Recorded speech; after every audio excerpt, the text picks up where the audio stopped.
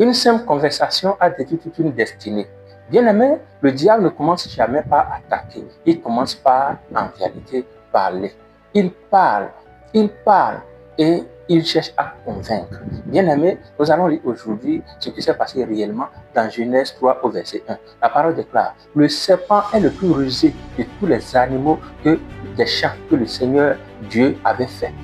Il était le plus rusé des animaux des champs que le Seigneur Dieu avait fait. Il dit à la femme, Dieu a-t-il réellement dit, vous ne mangerez pas de tous les arbres du jardin?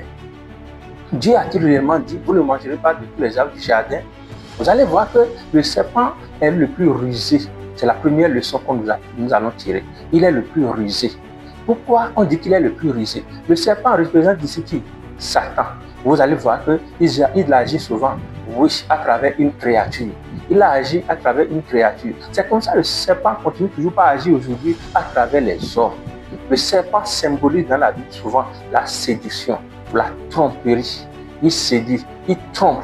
Vous allez voir que le serpent est toujours capable de séduire, de tromper. Oui, c'est présenté dans la Bible comme le poison spirituel. Le poison spirituel, ce que le Satan est souvent ainsi de suite. Il s'infiltre discrètement avec le mal.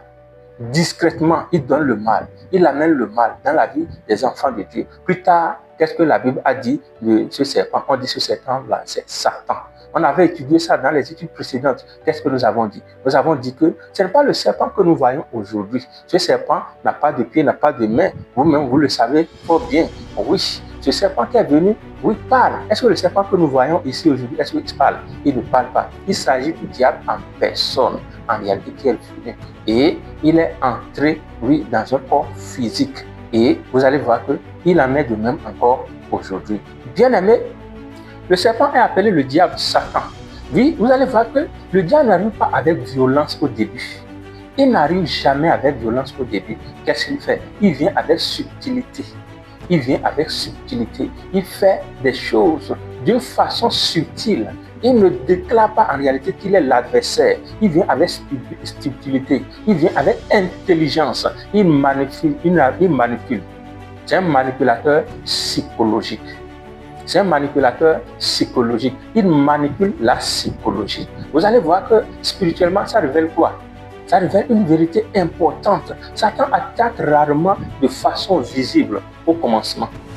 Il attaque souvent d'une façon discrète. Ce n'est pas d'une façon visible. Tu ne le verras même pas venir. Pourquoi il le fait? Il le fait parce qu'il veut attaquer peut-être ta pensée.